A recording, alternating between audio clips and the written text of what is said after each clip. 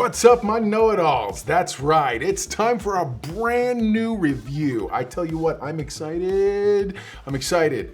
This feels like home, and I'll tell you why in just a little bit. So I'm so excited because finally I got an opportunity to tell you guys now, and we get to spoiler review this and talk fun about it. I have been waiting ever since I saw the first 4 episodes. I've been thrilled about this. So before we get into all that though, do me a favor, have a listen. Take a second, like the video, subscribe to the channel. It helps us grow and essentially keep this thing going because it tells everyone that you want to be part of the Know-It-All Nation. But more than that, share the videos, please. It really helps us grow the channel. And the bigger we grow, the more stuff like this that we can possibly do. But now, let's get into it. Loki, Season 2, Episode 1, Ouroborus.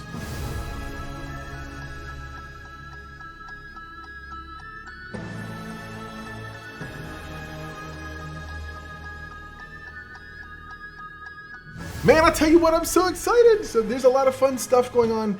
If you know anything about the series, you remember where we left off last. And hopefully you've seen the episode by now. If you haven't, what in life are you doing here? Because I'm about to spoil the daylights out of this thing. If you don't want to be spoiled yet, if you kind of just want to feel this thing go ebb and flow, right there, I'm gonna put a card to the non-spoiler review I did of the first 4 episodes. You're more than welcome to watch that first, get into the show. But otherwise, if you have watched it and you're ready to jump into it, let's do it. So the episode literally starts where we left off, Loki appearing back in the TVA. Now, specifically what's going on is he's getting ripped apart. And it looks like that, like stretched like rubber band and spaghetti. He has discovered there is a past, present, and future now for the TVA.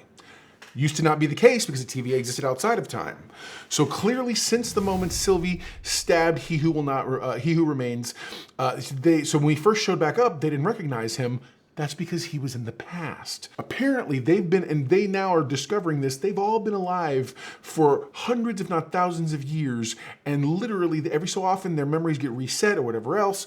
And so, it's interesting. So the very first order of business, you got to get Loki sorted out. So he's hopping around trying to figure things out. He keeps going to a future that looks rough. Then he comes back and he's in different places. So he finally gets to the present. Eugene Cordero's back again. You guys know him as Rutherford, the voice of Rutherford from Lower Decks, but also he was the Infinity Gem guy from Loki Season 1. So he sees Loki. Loki reappears in the same spot, but in the future, the guy recognizes him because he's met him now, and it's this whole thing. So little by little, they're dropping the nuggets of information to help you guys better understand, help us as fans understand better what's going on. I'm gonna say, just from having watched the first 4 episodes, but even though I'm keeping this one, this series, though there are moments that feel like you want more, it still feels like I would be perfectly happy if we had gone Loki Season 1, maybe 1 or 2 of the interesting things that worked, and then eventually you go straight to Loki Season 2. This, I feel like it is way too late for this, but I'm hoping it's not too late. And if you're watching this, it's not. Go watch this show. So, in essence, the first thing I do is get him sorted, and there's this meeting. While they're trying to figure out what's going on with him, as in like Loki's trying to figure out what's happening, we shift briefly to Mobius and Hunter B-15, and you also get introduced to a brand new Hunter, Hunter X5 rather, and they get called into the Judges' Council. The Judges' Council is, there are apparently other judges. We thought Ravonna Renslayer was the only one because they only presented her, but apparently there's more to the hierarchy here than we thought. And it might mean that's probably what a lot of those other pods are that we see in the windows far away. This group, they're listening to recording of Loki having told Mobius last time, and they're having to really fast figure out what's happening. Why? Because the timelines have branched. It's all past the red line. Timelines are branching. It's all getting bad, and so what ends up happening is they have to make the call, which is that okay, we're going to cease until we can figure out what to do. We're going to stop pruning timelines, and that's when Loki reappears and he tries to explain to them. And he has just been to the future in this court chamber room. So what does he do? He takes X5's baton and he stabs the mural that's behind the judges, and it reveals statuary of He Who Remains. And Loki's like, that's the guy, you understand, I'm telling you to tell you. And so everyone's freaking out, and real quick Mobius ushers him out and is like, you gotta tell me what's going on, man. Explain it to me one way. We're in that weird whispery, Owen Wilson-y kind of way. Anyway, it's great. And so, and what I love is that Tom Hiddleston's Loki is still the same Loki we've always known. he's just gone through some life-changing things.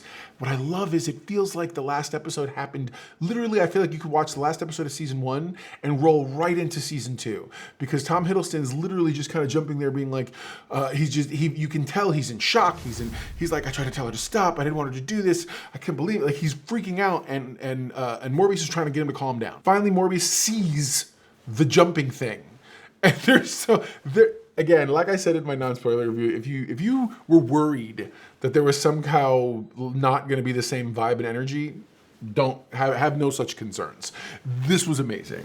And so literally what they're doing is he sees him and he says, okay, I got to take you someplace, and no one else remembers it. He has to take him to research and repair and advancements. Repair and advancements is where we get introduced to Huy Quan's character, the character of the titular Ouroborus, or as they affectionately call him and don't remember calling him, OB. While they're there, Loki does he time slips. And they're like, oh my gosh, isn't that? He time slips to the past in that room. So he meets Ouroboros early on, and they start talking. Ouroboros tells him how to fix himself, talks about, it's funny, it's greatest time thing, because he's telling him hundreds of years in the past how to go into and so he's like, all right, cool, I'll make the thing and I'll have it ready for you when you get there. He goes back to the present. They have to do a very dangerous thing, because apparently, I didn't realize, the TVA is built on this giant loom that takes timelines and spins them into the sacred timeline. Well, there's too many now because the branches are getting out of hand.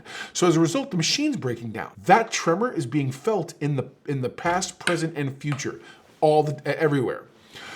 Only way to do it is this big, complicated rigmarole thing that ends up having Morbius has to go outside. He has to plug in the thing. He has to pull Loki out of the sacred timeline, and then Loki has to prune himself. It's all going to be very painful. Otherwise, Owen Wilson's character is going to lose his skin. Again, very interesting the way they do the whole thing. I will tell you now, there is a post-credit scene. I'm not going to spoil it for you though, but it does take us into the next episode.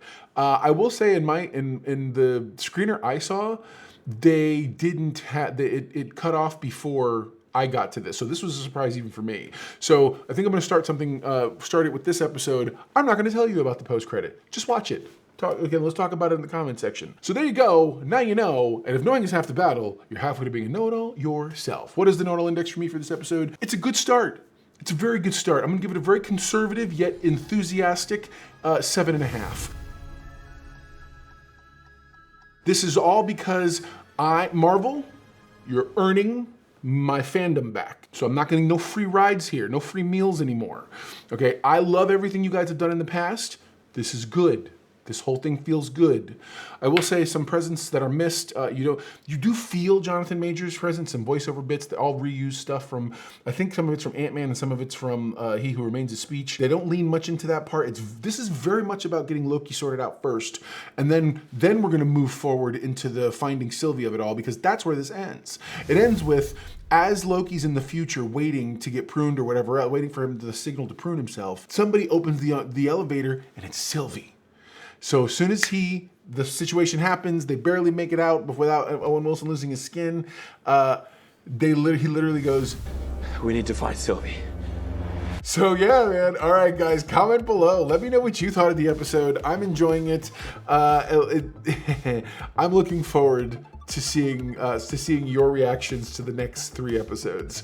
It's a fun ride. It's a fun ride. Again, there's some ups and some downs. Don't worry, I will pre-warn you, or I'll warn you when the downs start to come. But at the end of the day, this is a strong beginning, and the next episode also is gonna have some interesting things to look forward to, so you don't wanna miss any of that. All right, guys, I'll talk to you soon. I can't wait till next week. Never forget, everyone loves a know-it-all.